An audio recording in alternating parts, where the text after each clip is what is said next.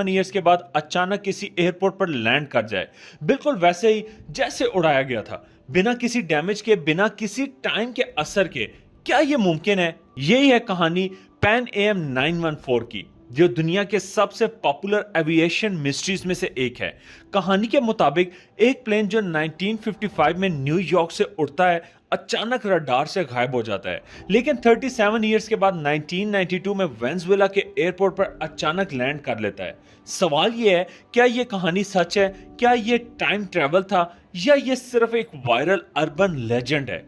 Channel को subscribe नहीं किया तो सब्सक्राइब करके बेल आइकन को भी क्लिक कर दें, ताकि आपको आने वाली वीडियोस का नोटिफिकेशन मिलता रहे।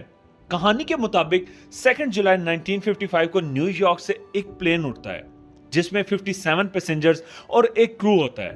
प्लेन का डेस्टिनेशन था फ्लोरिडा, लेकिन कहानी के हिसाब से प्लेन मिड एयर में गायब हो जाता है। ना रडार पे मिलता है, ना